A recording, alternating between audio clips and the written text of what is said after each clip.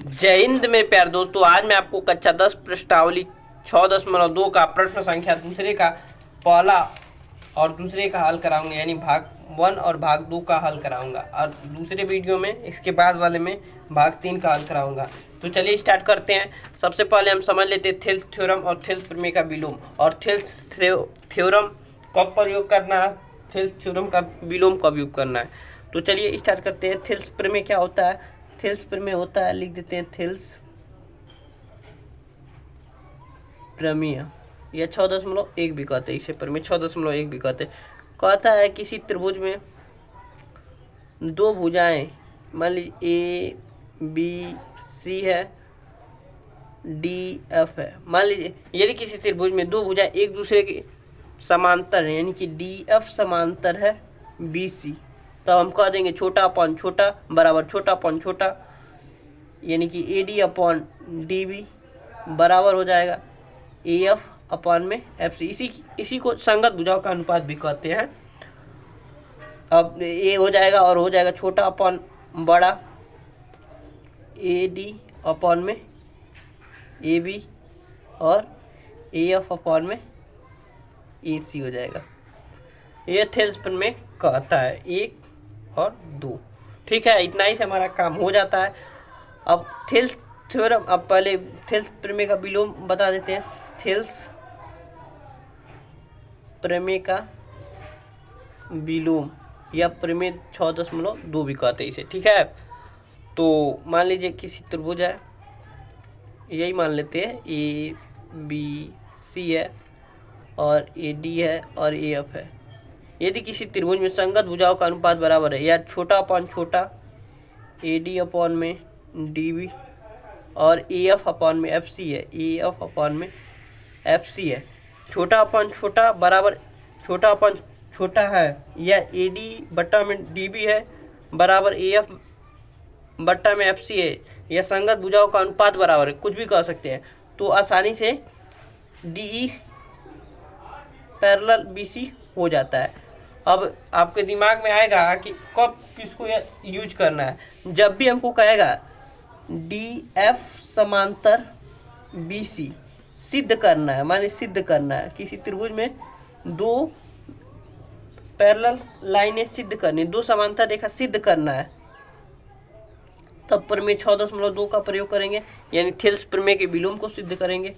और जब भी कहेगा हमको संगत भुजाओं का अनुपात बराबर करना है, यानी छोटा अपॉन छोटा और छोटा अपॉन छोटा, जब भी ये सिद्ध करने को कहेगा छोटा अपॉन छोटा बराबर छोटा अपॉन छोटा, या ए डी बटा में डी बी बराबर ए एफ बटा में एफ सी कहेगा सिद्ध करने को, तब थेल्स प्रमेय लगाएंगे, थेल्स प्रमेय लगाएंगे।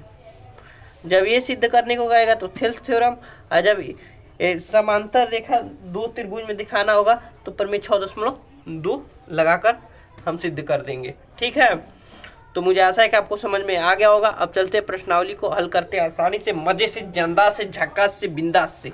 तो चलिए ये हो गया। अब कह रहा है किसी त्रिभुज पी क्यू आर, त्रिभुज पी क्यू आर, कह रहा है किसी त्रिभुज पी क्यू आर भुजाओं पी क्यू, भुजा एक दिया है पी क्यू दिया है, भुजा पी क्यू दिया है, और पी आर दिया है, पी क्यू और पी आर पर क्रमशः बिंदु ई और एफ स्थित है। निम्नलिखित में से प्रत्येक स्थिति के लिए बताइए कि ई एफ समांतर क्यू आर है। यानी कि हमें प्रत्येक स्थिति में दर्शाना है ई एफ समांतर क्यू आर है। ये तभी हो सकता है जब इनके संगत भुजाओं का अनुपात बराबर हो। हमने आपको बताया अभी, जब संगत भुजाओं का अनुपात बराबर आ जाएगा तो थेल्स थ्योरम प्रमेय 6.2 से कह देंगे कि समांतर है। अगर नहीं आएगा तो कह देंगे थेल्स प्रमेय के विलोम से यह समांतर नहीं है। तो बहुत मजे से, बहुत अच्छे से, चलिए स्टार्ट करते हैं। सबसे पहले लिख देंगे, क्या लिखेंगे, हल लिखेंगे, और जो दिया पहले पुट कर लेते हैं। कह पी दिया 3.9 सेंटीमीटर है। ठीक है, ई क्यू दिया हमारे पास, ई क्यू 3 सेंटीमीटर, और पी एफ दिया हमारे पास 3.6 सेंटीमीटर, एफ आर दे दिया है 2.4 सेंटीमीटर। तो लिखेंगे त्रिभुज पी क्यू आर में, त्रिभुज पी क्यू आर में, त्रिभुज पी क्यू आर में। तो हमें सिद्ध करना है ना ई एफ समांतर क्यू आर, तो यह तभी होगा जब इनके संगत भुजाओं का अनुपात बराबर होगा। तो देख लेते हैं, तो लिखेंगे पीई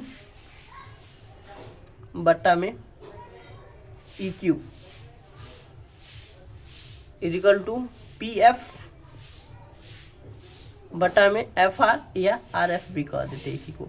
ये ऊपर नीचे लिखा है, आर एफ को एफ आर भी लिख सकते हैं और अकॉर्डिंग टू प्रश्न लिख सकते हैं। तो आर एफ का मान दिया, देख सकते हैं कहाँ गया आर एफ मान नहीं दिए, कहाँ गया आर एफ, एफ आर ही दिया है। चलो और तो बढ़िया है, एफ आर ही लिख लेते हैं, लेकिन इसको आर एफ भी लिखा जा सकता है। ठीक है, प्रश्न में ऐसा कहता है और ऐसा होता है तो गलत नहीं होता है, एकदम सही होता है। ठीक है, अब पीई का मान दिया 3.9, 3.9 मान पुट कर रहे हैं, और EQ का मान दिया, EQ का मान दिया है 3 बराबर PF का मान दिया है 3.6 और FR का मान दिया है 2.4। अब इसको काटेंगे, 3 करने 3, 13 3 39, तो 1.3 आ गया। और यहाँ पर काटेंगे हम, इसको 3 से काट दें, 8 से काटेंगे, 8 3 का 24, 8 3 का 24, और यहाँ आ जाएगा 8 चौको 32, ये तो कटेगा ही नहीं, 3 से कटेगा, 12 3 36 होगा। यहाँ 3 से काट, 8 3 के 24, 3 से नहीं, यहाँ 3 से काटते हैं, 8 3 का 24, 8 3 का 24 और फिर 12 3 36, तो 8 इधर आ गया और 0.8 आया है, और यहाँ पर 1.2 है। तो फिर से 4 से काट देते हैं, 4 से काटेंगे तो 4 3 12.3 और 4 दूनी के 8, तो हमारे पास आ गया तो 2 पॉइंट और ऊपर 3 बच रहा है। तो मान लीजिए 1.3 इधर आ गया। पुनः एक बार काटे क्या यार, कैसे काटे हैं? तो मान लीजिए सबसे पहले ना, 1 मिनट रुकिए, 1.3 तो ये आ ही गया है, ये तो कचर मचर हो गया, समझ ही नहीं आ रहा हमको भी। तो 1.3 दिया है, तो देखिए 36 है और 24 है, 10 से 10 उड़ा देंगे तो खत्म खेला। अब इसको काट देंगे, 4 से काटेंगे तो 4 से 6 चौको 24, और इसको काटेंगे तो 4 से काटेंगे तो 8 चौको 32, 9 चौको 36, तो यहाँ पर आ जाएगा 9। ठीक है, यहाँ पर आ जाएगा 6 चौको 24, 6 चौको 24, ठीक है ना यार। रुकिए, 2 से काटते गए, बढ़ा जा रहा है। 18 दूना 36 होता है और 12 दूना 24 होता है, 10 हटा दिए हैं इसीलिए। अब देखिए यहाँ पर 9 दूनी 18 और 6 दूनी 12, 3 से काटेंगे, 3 3 का 9, 3 दूना के 6, तो 1.3 बराबर 3/2 आ रहा है। तो अब इसको हम 1.3, अब इसको काटेंगे तो आएगा हमारे पास 1 कितना आएगा, 3 में 2 का भाग देंगे तो 3 2 भागा 3, तो 1 पॉइंट आएंगे तो 1 बचेगा, 2 5 10, 1.5 आ जाएगा। तो देख सकते हैं 1.3 और बराबर 1.5 आया, तो बराबर तो नहीं है, तो इसलिए लिखेंगे क्योंकि पी ई बराबर ई क्यू बराबर नहीं है पी एफ बराबर में एफ आर के लिए, इसलिए क्या समांतर नहीं होगा, ई एफ समांतर नहीं होगा क्यू आर की।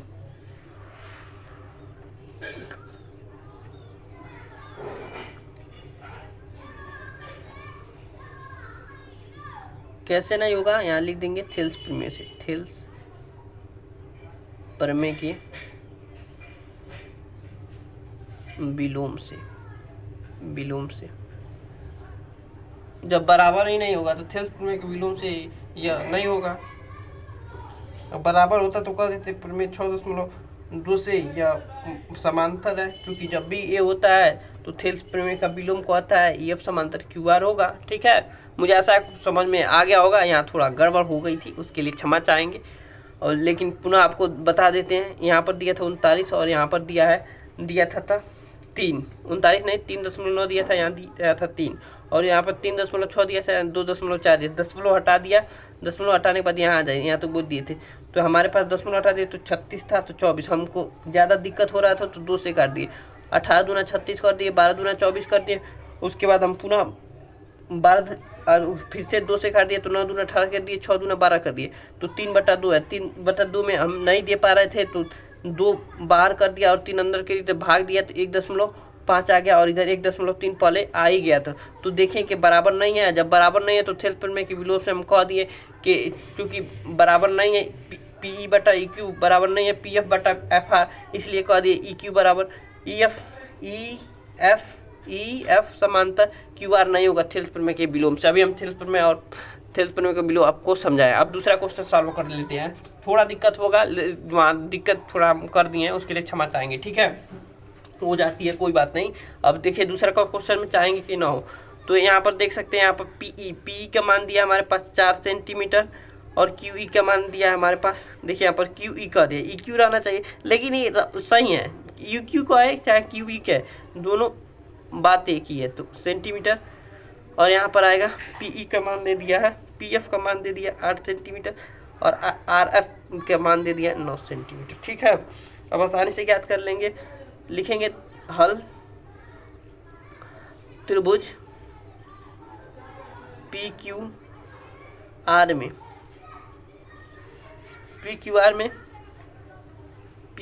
में सिद्ध करना है हमें EF समांतर QR, ये तभी होगा जब इनके भुजाओं का अनुपात बराबर। तो लिखेंगे PE बट्टा में EQ बराबर PF बट्टा में FR। अब यहाँ PE का मान लिखेंगे 4 और यहाँ दिया है इसका मान दे दिया, EQ का मान दिया है 4.5, देखिए 4.5 दिया है EQ और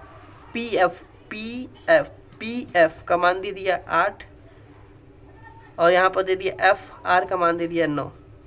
अब काट देंगे 4 करने 4, 4 दूना का 8, 4.5 से करने 5 और इसके दूना 9 होता है तो हमारे पास आ जाएगा।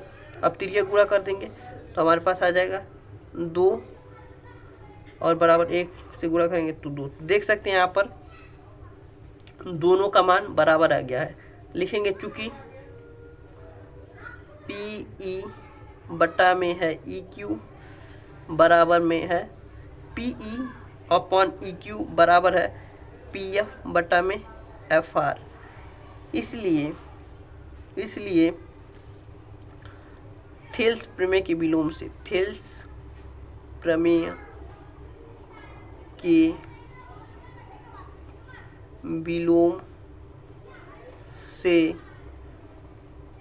EF समांतर